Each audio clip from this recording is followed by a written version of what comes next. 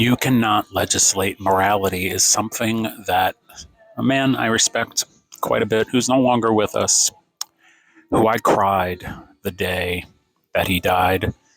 I didn't cry for my father when he died. I cried for this guy, and I can't say his name because this guy did not like publicity, but he was somewhat of a public figure. But he told me you cannot legislate morality. And that was 10 years ago. Now, I don't even know if he coined this phrase. I don't think he did. But goddamn, it is so true. And I was thinking about it this morning in terms of where we're at now, in terms of our political discourse, and how, for instance, in Germany and other countries around the world, they have tried to varying degrees of success to pass laws about Holocaust denial.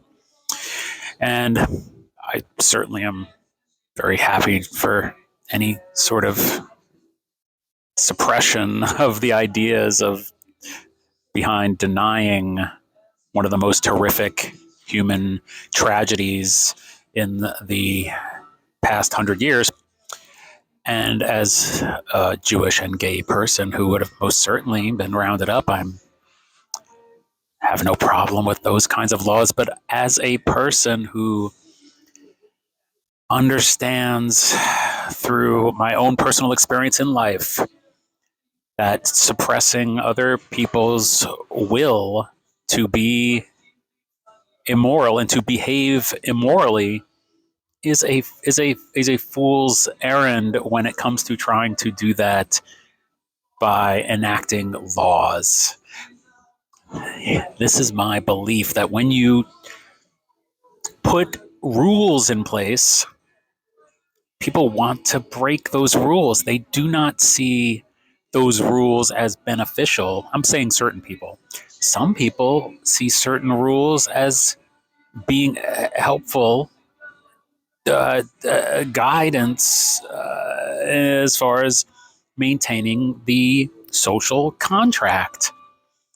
Like, bust your table. Like, don't ride your bike on the track where people are walking.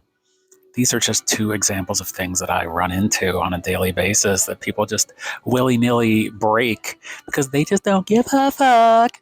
They just want to do whatever they want to do.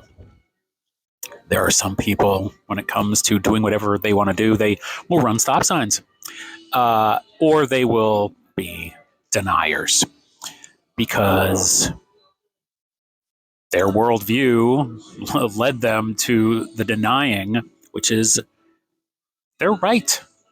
Everyone has their right to think what they want to think, I guess, until, until the Tesla guy implants whatever he's going to implant in your head to control your thoughts. But for the moment, we are still able to think the way we want to think. Our thoughts are private. So if you want to have those private thoughts and be a denier, then hey, that's up to you. If you want to decorate the inside of your house with all sorts of mustache man propaganda, well, that is your right now, isn't it? It is when that behavior leaks out into the public and disturbs the peace as such that it is at this point.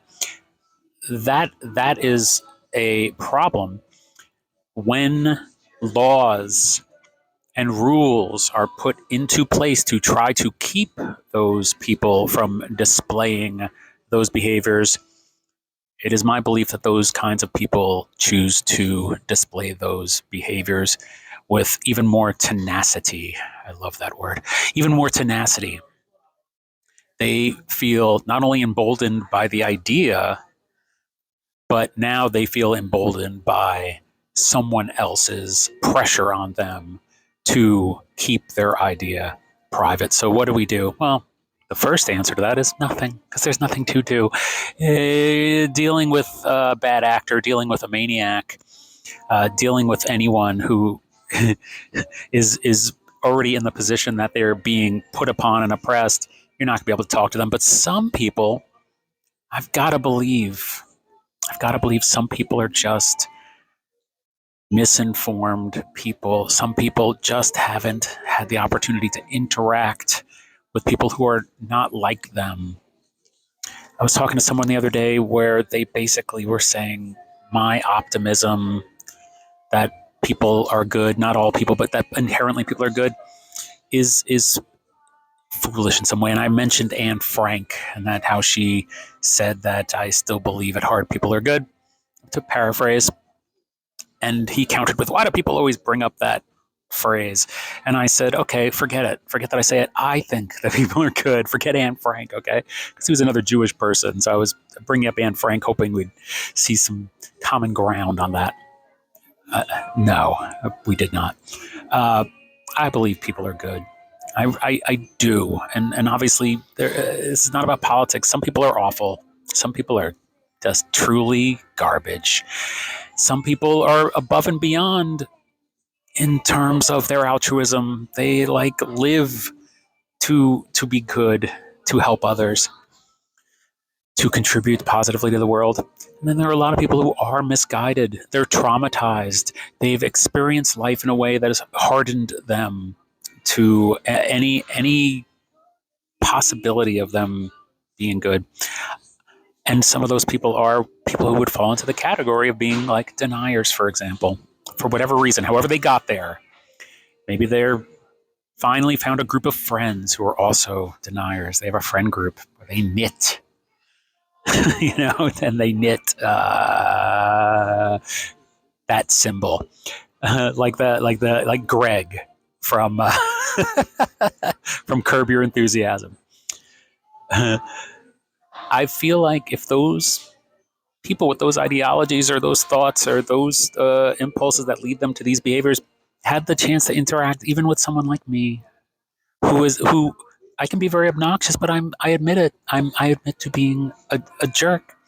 I have had comment sections arguments with people where we ended up being friendly because, in fact, just the other day, someone was leaving nasty comments, and I went to their page, and it turns out that they design and install subwoofers for cars. And we ended up with a nice friendly interaction because I was like, those are cool looking subs, and they were. When you can meet people where they live, I do think now again, this is when we're talking about deniers, it's like I'm friendly with that denier now. We're friends.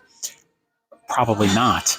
But the chance of maybe interacting with someone who does have a point of view that falls into a very dark bucket, I think interacting with them in a way that treats them as human for a moment can yield some results. Maybe they leave the conversation thinking the exact same way they did when they came into it, but maybe a few days later, a few months later, a few years later, whatever, somehow it comes back to them. Somehow it resonates with them and changes them. And we do change people one person at a time. We can only interact with one person at a time in terms of, intimacy, in terms of real, like, eye to eye contact. So that's all you can do is interact with one person at a time.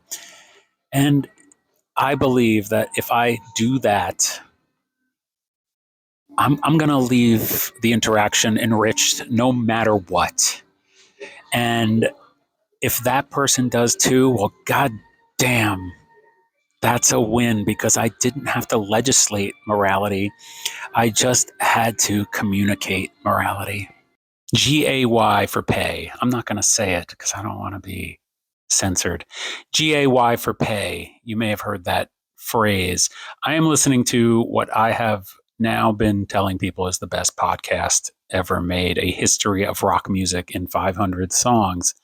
And it is the episode about the Velvet Underground. And it is a very long episode, running almost 4 hours long. And they're in the period of when Andy Warhol is first discovering the Velvet Underground for himself and talking about Andy Warhol's films and whether or not he exploited some of the people in his films because they were often queer people who were subject to the laws of the time being the early to mid 60s when being GAY was against the law, basically. And I started to think as a GAY, as a gay person, as this new administration comes in, I was like, oh, it could be illegal again. And then I thought to myself, well, but there are some of these billionaires, like, for instance, Peter Thiel, who funded the political career of the incoming vice president, who is gay and out and has been for a very long time. And I thought to myself, well, he's not going to, like, go back into the closet or something. So then if there were such laws again, he would probably find a way to not be subject to those laws. And then I remembered that recently the incoming president has recently he had posted on his social media that he was offering an opportunity for anyone, any government, I don't know, it could be just anybody off the street, I guess. although these types of people aren't really coming off the street. Any billionaire who paid $1 billion to the U.S. government would get around legislation or get around what's the word?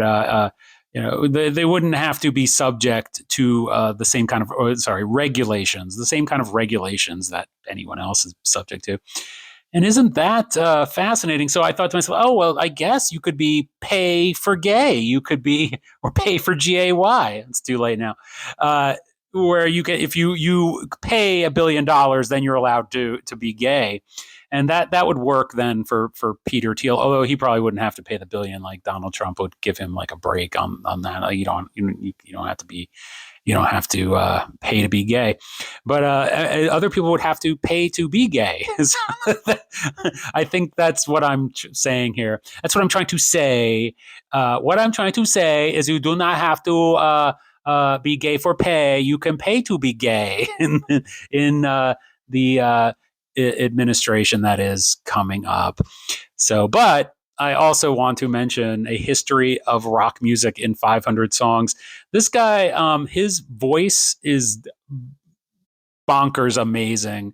And as he says at the end of every episode, the best way to get the word out about a podcast is word of mouth. So I'm word of mouthing it. And I'm also word of mouthing my podcast, which is in its infancy, but I would adore it if you went and listened to it. You can go to tinyurl.com/JoshBloomPod.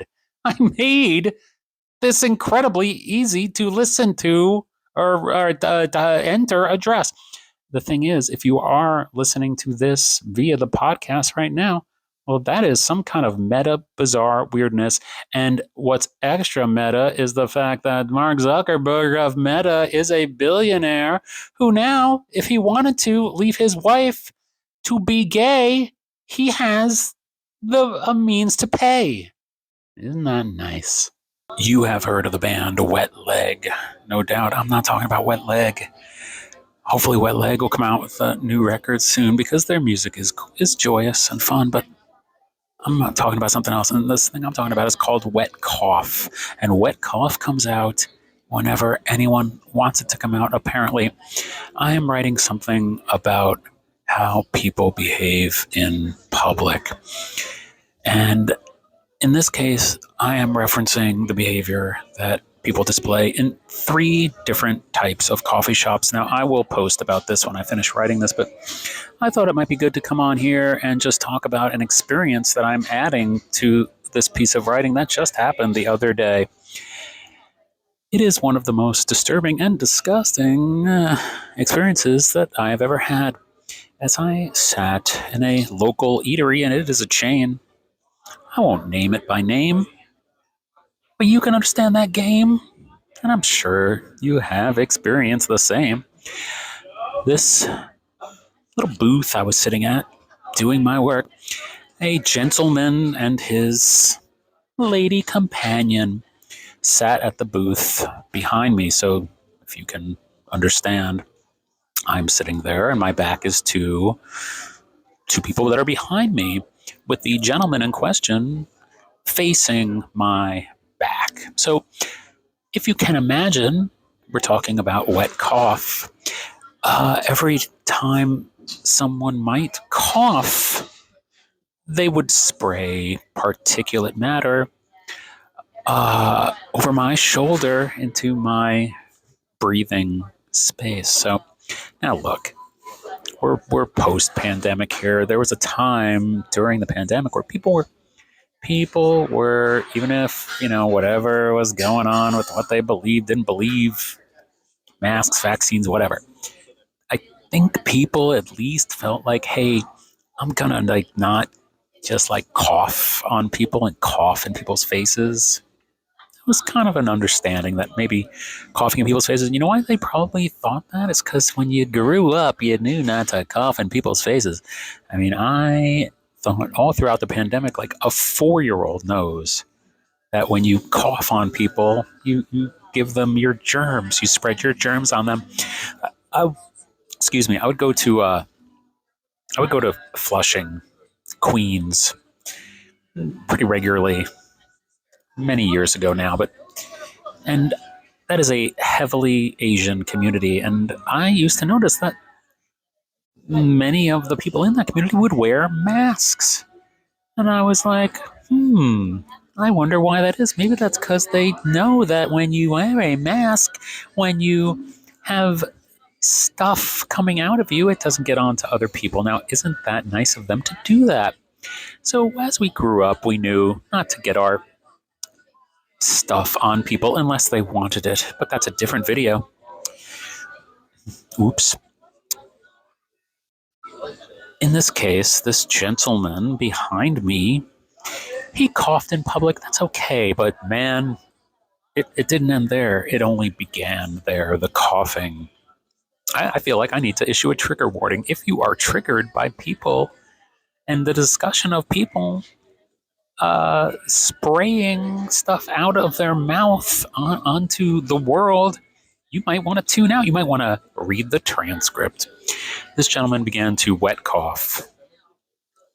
His girlfriend, wife, whatever she was, just kept up her conversation as if nothing was going on. The wet coughing was visceral. It was heavy, coming from a place that I didn't know a person could generate that kind of coughing from. But it was deep.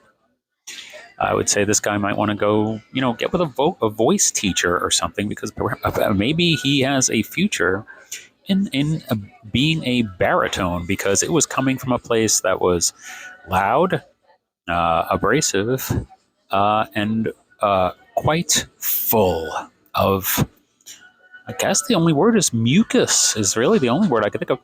So I did a bunch of turning around. I tried to do some stares. I tried to, under my breath and then over my breath, say, "Oh, that sounds like you got a cold. Sounds like you're sick."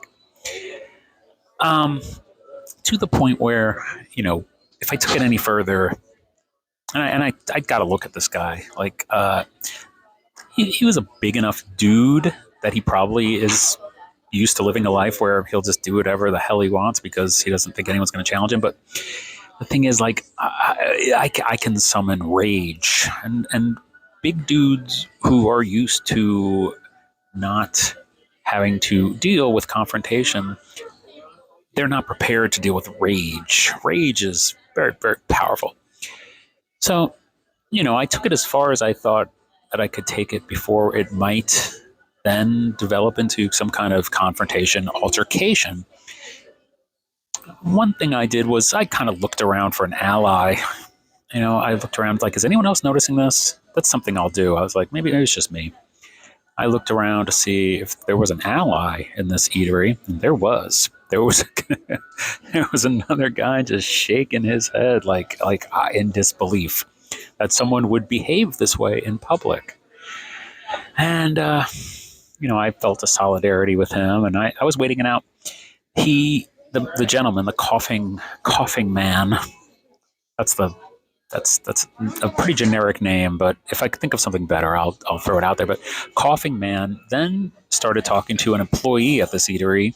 It's a very nice woman, and talking to her that made me realize they know each other. So that sort of downgraded my feeling about escalating this, because I was like, wow, it didn't make me feel like I was in the wrong or anything. It just made me feel like, there's another layer of consequence that could come from this that I am not interested in. So the coughing continued, and eventually he got up and left, and the guy just looked like a stone cold mess. And I'm in a phase of my life where I lean towards optimism and I lean towards empathy. And I try to intellectually piece together how someone got to the place they got to where they feel comfortable just coughing in public like that, wet, spreader type coughing. And frankly, for the next couple of days, I felt a little ill. And I'm like, that motherfucker got me sick. And really, like, anyone's like, nah, if you wanted to try to be like, nah, I didn't get you sick. I'm telling you, I thought I was married to this guy after that. I went home with this guy's history on my person. So basically, what I'm saying is the behavior of people in public is astounding. And I am summing this up within the context of coffee culture and how in coffee shops people behave in a way that is a microcosm of how they behave generally in public, and how you can spot these people and acknowledge their existence and protect yourselves from them. Not only protect yourselves physically, like getting out of the way of their mucus, but protect yourself psychologically and emotionally.